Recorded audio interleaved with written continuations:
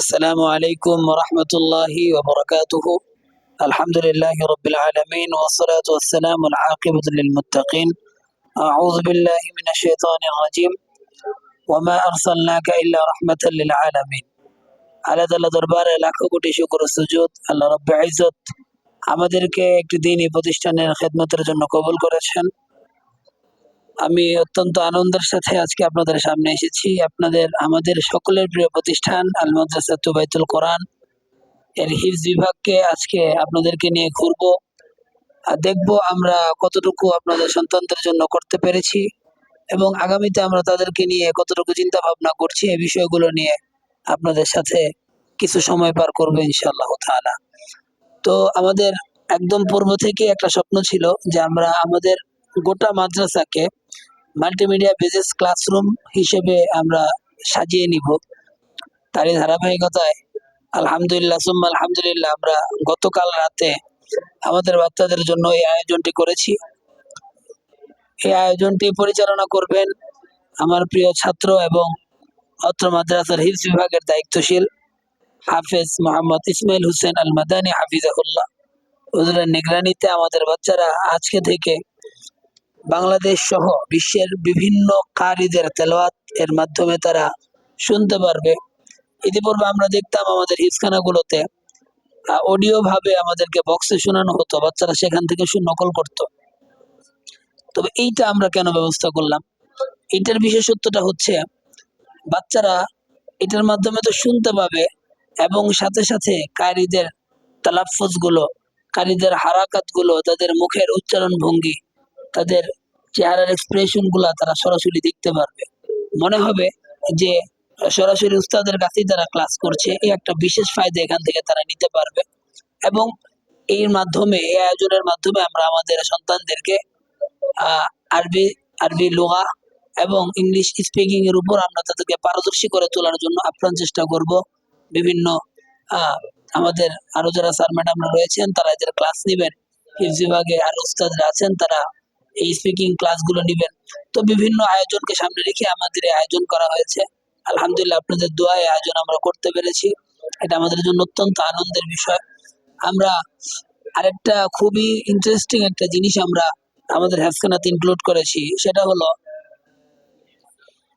আমাদের প্রত্যেকের সন্তান যখন ভালো কিছু অর্জন করে সেটা আমরা চেষ্টা করি খুব যত্ন করে সাজিয়ে রাখার জন্য। এটা আমাদের জীবনে আনন্দ পাওয়ার জন্য এবং জীবনে বাচ্চার এই একটা প্রাপ্তিকে প্রাধান্য দেওয়ার জন্য অনেক বড় একটা বিষয় পালন করে। তো আমাদের কাছে যারা পড়তে আসে আমরা যাদেরকে পড়াই তারা প্রত্যেকে আমাদের সন্তান, আমরা বিশ্বাস করি তাদের সাথে আমাদের পিতা এবং পুত্রের একটা সম্পর্ক। এই জন্য আমাদের বাচ্চারা যখন কোরআনুল কারীমের প্রতিযোগিতা দেওয়ার জন্য বিভিন্ন মুসাবাকায় অংশগ্রহণ করে, তো আলহামদুলিল্লাহ অনেক জায়গা থেকেই তারা পুরস্কার নিয়ে আমাদের মাদ্রাসায় ফিরে আসে। দফতরে গিয়ে আমাকে বলে যে উস্তাদজি আমি পুরস্কার পেয়ে নিয়ে আসছি।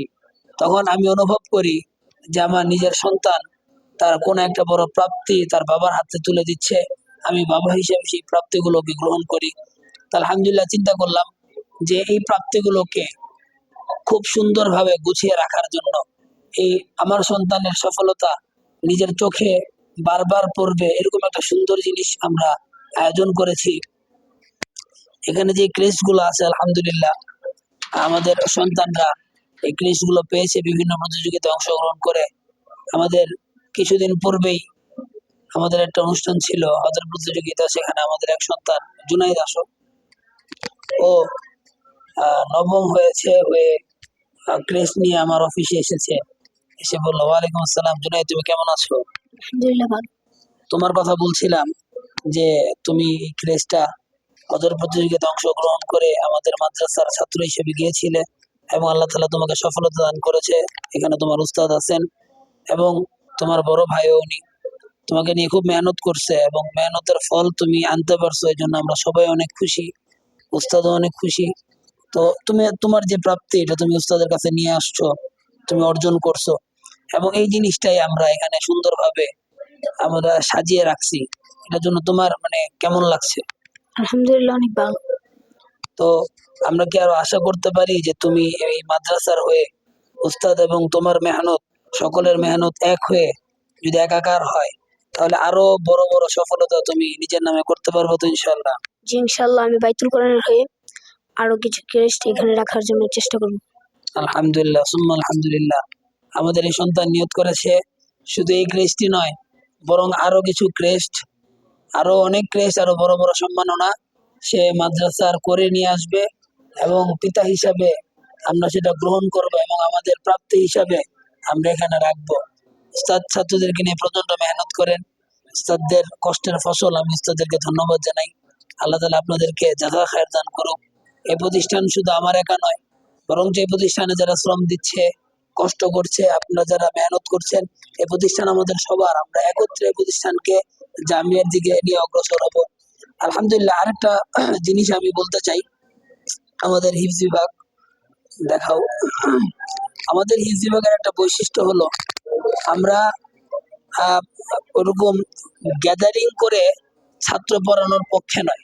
আমরা অল্প ছাত্র পড়াবো, তবে তাদের সেফটি এবং তাদের আরামের যে বিষয়টা, এটা আমরা ইনশিওর করবো। যেমন আপনারা দেখতে পাচ্ছেন, আমরা আলহামদুলিল্লাহ ছাত্রদেরকে যে বসিয়েছি, প্রত্যেকের পরে পরে প্রায় 1 থেকে 1.5 হাত পরিমাণ ফাঁক রয়েছে। এতে করে এরা নিজেদের মতো করে পড়তে পারবে, একজনের পড়ার আওয়াজ আরেকজনকে ডিস্টার্ব করবে না। এই জিনিসটা আমরা খেয়াল করেছি, এবং আমরা একটা সুন্দর এনভায়রনমেন্ট দেওয়ার চেষ্টা করেছি, যাতে করে বাচ্চারা একটা পড়ার পরিবেশ পায়। পরিবেশ অনেক সময় আমাদের সন্তানদেরকে অনেকটা এগিয়ে দেয়। এই জিনিসটা বিশ্বাস করে আমরা এদেরকে সুন্দর বসার একটা জায়গা দিয়েছি, এবং আমরা চেষ্টা করি পরিবেশটাকে সুন্দর রাখার। এবং আমাদের বাচ্চাদের ঘুমের জন্য যে জায়গা দেওয়া হয়, আমরা অনেক হেফখানায় দেখতে পাই যেখানে খুব গাদাগাদি করে রাখা হয়। এতে করে বাচ্চাদের অনেক হেলথ ইস্যু তৈরি হয়।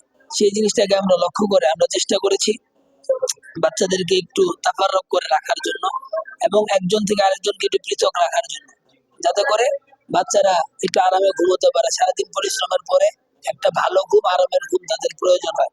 এই জিনিসটা আমরা ইনশিওর করার সর্বোচ্চ চেষ্টা করেছি। তাদের খাবার খাওয়ার জন্য আমরা আলাদা জায়গা রেখেছি, এবং পড়াশোনা করার পর যখন তারা ক্লান্ত হয়, বাইরে আমাদের ওয়েটিং রুম আছে, ওখানে তারা বসতে পারে, বসে ছাত্রদের সাথে গল্প করা। আবার আমি খুব আনন্দিত হই, অনেক সময় দেখি বাচ্চারা বাইরে বসে একজন আরেকজনকে সওয়াল জবাব করে। এই যে একটা পরিবেশ, এটা আসলে অনেক বড় একটা বিষয়। আমি সকলের কাছে মূলত আজকের আশা দোয়ার জন্য। আপনারা আমাদেরকে মহাব্বত করছেন, আমাদেরকে সহযোগিতা করছেন, আপনাদের সন্তান দিয়ে আমাদেরকে অনেকভাবে আপনারা সাহায্য সহযোগিতা করে আসছেন। আমি আপনাদের কাছে এবং রব্বুল ইজ্জতের দরবারে দোয়া কামনা করি, যাতে করে তিনি আমাদেরকে আপনাদের এই আমানত রক্ষা করার তৌফিক দান করেন, এবং আগামীতে আরো ভালোভাবে এবং বড় পরিসরে এই ছাত্রদেরকে নিয়ে কাজ করার তৌফিক দান করেন। এই কামনা রেখে আমি আজকে আপনাদের থেকে বিদায় নিচ্ছি। আসসালামু আলাইকুম ওয়া রাহমাতুল্লাহি ওয়া বারাকাতুহু।